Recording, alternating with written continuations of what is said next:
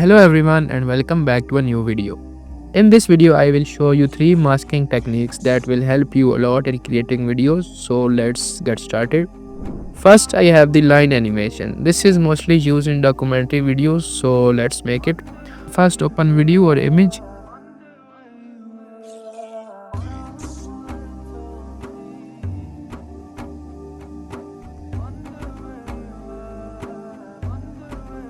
Then create a new text layer. Now instead of typing words, type in dots like this.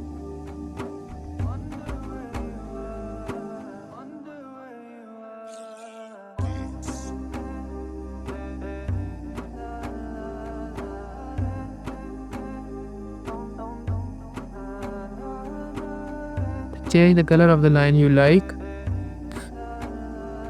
You can add more dots to make the length of the line more.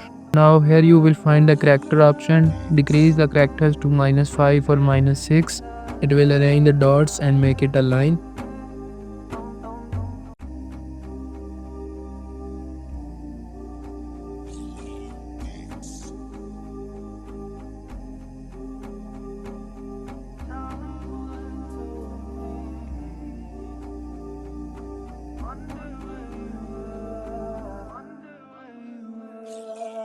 Now add some shadow and stroke to make it look more good. You can copy my settings for better results.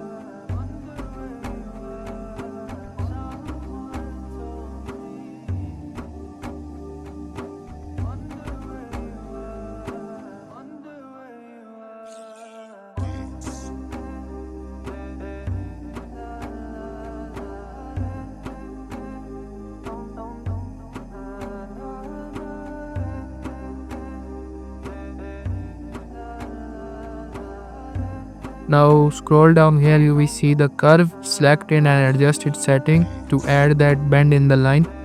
Now it's time to animate it. That right click on the text layer and make it a compound clip.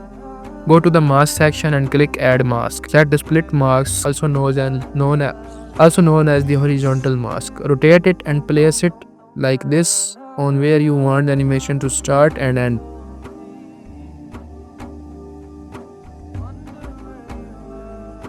Now add a position keyframe and move the playhead forward and bring the mask to a new location.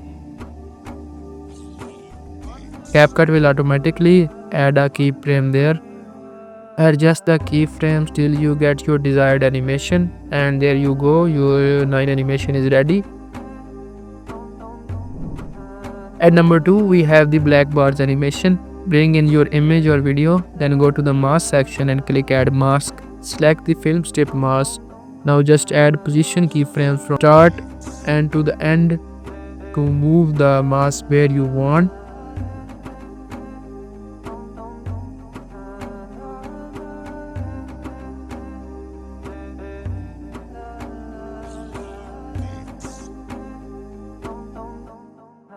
And with this, black bars animation will be ready. At number 3 we have the face blur mask. With this you can blur any face or thing in your videos. For this, add a clip. I will go with this video as an example.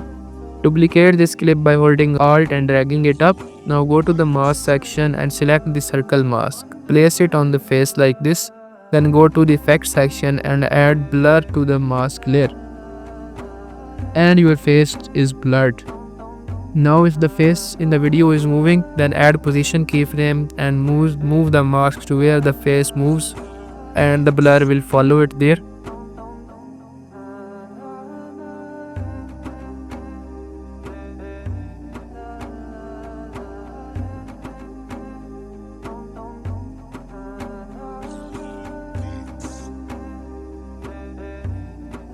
And that's it for today. Hope you found this video helpful. If so, make sure to subscribe and follow me on Instagram for more updates and work related to editing, and I will see you in the next video. Bye.